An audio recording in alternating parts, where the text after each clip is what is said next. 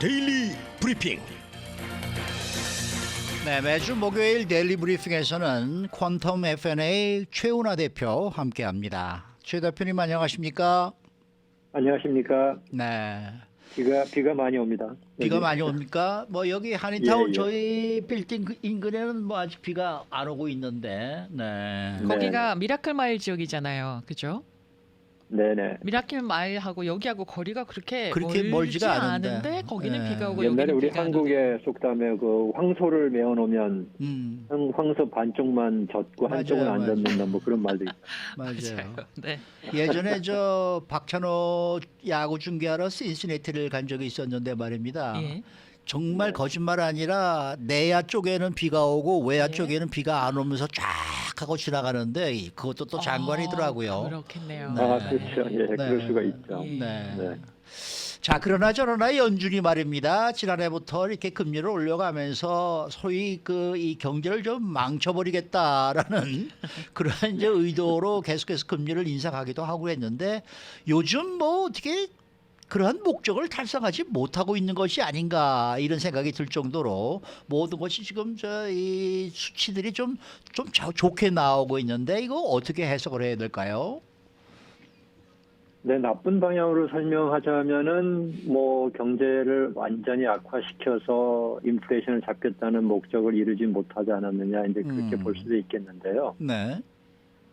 또 좋게 보면 이렇게 볼 수 있어요. 연준은 경제를 약화시키지만 심한 어떤 경기 침체까지 빠지지 않게 하면서 인플레이션을 서서히 잡는 이제 그런 목표를 갖고 있다라고 보면 잘하고 있다라고 또 할 수도 있죠. 그래서 어떤 각도로 보느냐에 따라 다른데 어쨌든 그 생활을 하고 있는 우리 보통 일반 시민들의 경우에는 약간 마음이 불안하면서도 그런 대로 잘 유지가 돼가고 있는 그런 것이 이제 그런 총평을 받을 수 있는 상태라고 할 수 있겠죠. 앞으로가 어떻게 전개될지는 또 아무도 모르지만 현재까지는 그래도 2022년도에 많은 분들이 그 연준이 저렇게 강경하게 나가다 보면은 경제가 아주 나빠지지 않을까라는 우려가 있었는데 2022년도 무난히 지냈고 네. 비록 오늘 아침에 이제 GDP가 4분기 GDP가 0.2% 포인트가 좀 하향 조정이 됐지만 그래도 네. 2.7% 성장한 거거든요. 네. 그래서 이제 그렇게 보면은 연준의 궁극적인 목표는 인플레이션을 잡는 거지 경기를 나쁘게 하고 싶지는 않다. 이제 이런 측면에서 보면은 잘 유지하고 있지 않느냐 이렇게 네. 지금 일단 감정적인 평가를 해줘야 될 것 같아요. 그러면은 말입니다. 지금 어제 발표된 그 FOMC 의사록에 따르면은 내부에서는 기준금리를 0.25%포인트 이제 다음 달에 인상하는 것으로 뭐 이렇게 적절하다 이런 의견이 모아졌다는 소식이었는데 또 오후에는 뭐 이 매파들이 0.5까지 올려야 된다. 또 다음번에도 또 0.5를 올려야 된다. 뭐 이런 식의 지금 저 주장들이 나오고 있는데 이걸 어떻게 보아야 되겠습니까? 네, 아주 정확한 지적이신데, 지난 그 FOMC 미팅의 회의록을 볼 때 당시에는 1월에 경제 상황의 지표가 아직 안 나온 상태였었죠. 네. 그러니까 적어도 12월 정도의 수치를 가지고 얘기를 하는 분위기였었습니다. 당시에. 네, 네. 그러니까 작년 4분기를 바라보면은 10월은 소비가 괜찮다가 11월, 12월이 나빠진 상황이었고 이제 이런 걸 보다 보니까 그 회의록에 보면은 나와 있듯이 경제가 둔화하고 있다라고 하는 인식이 좀 있었어요. 꽤 있었어요. 네. 그리고 거기다가 이제 미국 경제가 소비가 약해지고 기업 투자도 약해지지 않느냐는 우려와 함께 EU 쪽, 유로존도 좀 약해지고 있고 중국도 지금 약해지고 있다. 이제 이런 거의 경제가 좀 나빠진다는 쪽의 의견이 꽤 있었습니다. 네.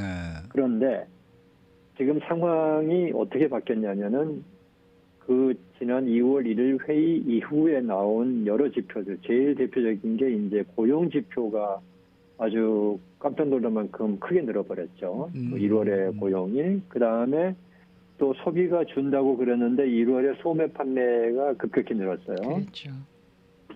그 다음에 또 고용 실업률도 상당히 줄었죠. 그래서 이제 3.4%까지 내려갔는데 거기다가 소비자 물가지수, 생산자 물가지수는 또 올라갔어요.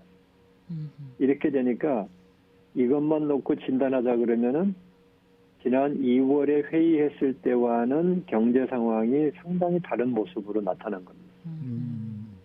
그래서 이제 요즘에 특히 어제도 우리 그 블러드 총재가 얘기했었나요? 그거 하는 블러드 총재 윌리엄스 총재 얘기하는 속에서도 더 강한 긴축이 필요하지 않겠냐라는 이제 의견이 나오고 있는데 사실 이런 내용이 2월에도 있었어요. 같은 비슷한 내용으로. 그러니까 비록 경기가 둔화한다고는 하지만 그렇게 경기 둔화가 인플레이션을 확연하게 낮춰줄 만큼 그런 상태라고 보기는 어렵다고 해서 경기 둔화에 대한 이론을 약간 디스카운트를 해버렸었어요. 전반적인 분위기가. 네.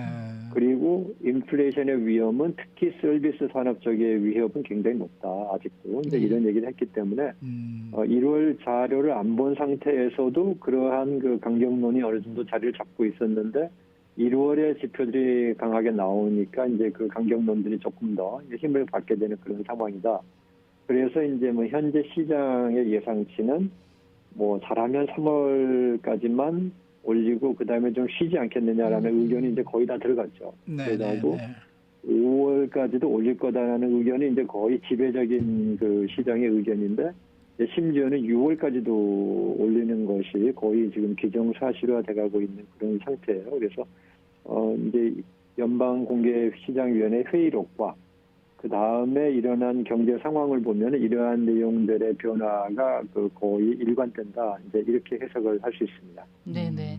자, 그러면은요, 인플레이션이 좀 완화된 듯한 느낌이 좀 듭니다. 실제로 인플레이션이 어느 정도나 완화가 됐는지요? 아니면은 아직 완화가 되지 않았는지요?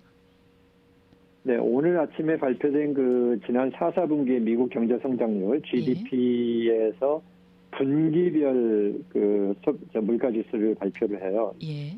이제 이 물가 지수가 소비자 물가 지수보다는 더 중요합니다. 소비자 물가 지수, 소위 CPI라고 하는 부분하고, 예. 그 다음에 이제 연준에서 조금 더 중요하게 생각하는 PCE 물가 지수, 이 두 가지가 대표적인 물가 지수인데, 네. 소비자 물가 지수보다는 PCE 물가 지수를 가지고 연준이 주로 정책 결정을 하는 건데, 예. 지난 4, 4분기에 당초 잠정치로 나왔던 4, 4분기 동안에 올랐던 그 인플레이션 레이트보다 한 0.4%포인트가 상향 조정이 됐어요. 상향 조정이 됐어요. 네. 예. 그러니까는 이제 미국 경제 성장률은 어떻게 발표하냐면은 그 분기가 끝나고 나면 그 다음 첫 번째 달의 마지막에 1차 잠정치를 발표하고 두 번째 달에 2차 잠정치를 발표하고 마지막 세 번째 달 그때 이제 확정치가 나오는데 4, 4분기 같으면 1월에 이제 1차 잠정치가 나왔었죠. 그리고 이제 2차 잠정치가 오늘 나온 거고 그다음에 3월 말에 이제 마지막 확정치가 나오는데요.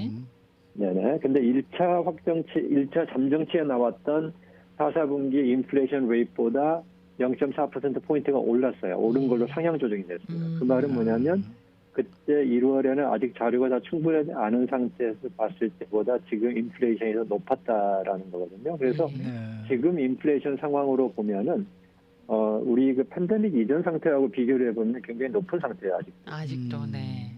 네. 그러나 그 정점에 비하면은 상당히 많이 내려왔죠. 저희가 정점에 있을 때는 거의 뭐 10%대에 그런 가까운 인플레이션을 보여줬는데 예. 거기에 비하면 지금 뭐 4%대이기 때문에 이제 많이 내려왔다 이렇게 볼 수 있고요. 그 다음에 이제 항상 저희들이 여기 이 자리에서 제가 강조드리고 이제 관심을 가지셔야 된다는 게 뭐냐면 월별 변화도 굉장히 중요하다. 이 분기별 연간 비교도 중요하지만 월별 변화도 중요한데 월별 변화를 보면은 월별 변화의 오르는 속도가 뭐 0.2, 0.3도 갔다가 지금 지난달 같은 경우는 0.6까지 또 올라가는 이런 상황이 이제 변동폭이 크기 때문에 아직 뚜렷한 방향을 얘기하기는 좀 이른 감이 있어요. 그런데 만약에 월별 오르는 폭이 계속 0.2%대에 머무른다고 하면 몇 달간 머무르면은 이제는 인플레이션이 상당히 안정권에 들어갔다고 할 수 있는데 지금 현재로서는 아직 인플레이션 부분이 연준이 원하는 만큼 또 경제계에서 안심한 만큼의 수준까지는 상당히 못 미치고 있다. 이것이 현재 상태입니다.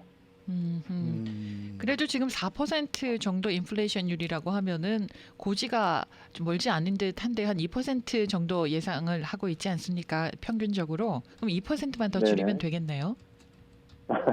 그게 그렇죠. 근데 이 2% 포인트를 낮춘다는 게 굉장히 어려운 숫자예요, 사실. 네. 이게 이렇게 쉽게 이제 예. 저희가 4에서 2까지 가는 것이 쉽겠다라고 하기는 아주 큰 배가 항해할 때의 방향을 예. 트는 것처럼 네네. 그 부분이 어렵고요. 그 다음에 이제 또 한 가지는 10%대까지 올라갔을 때의 고점에서 6%까지 떨어지는 것은 상대적으로 굉장히 쉽습니다. 네. 그러나 낮아질수록 더 낮추기가 굉장히 어려운 점이 있어요. 그게 예. 경제의 특성상 그렇게 되는데, 예. 이제 저희가 요즘에 우리 청취자분들도 그렇고 한번 생각을 해보시면요. 어떤 생각을 제가 갖고 계시리라고 보냐면 대부분의 우리 청취자분들께서도 예. 아마 인플레이션이 잡히겠지라고 생각하시는 분들이 많을 거예요. 네.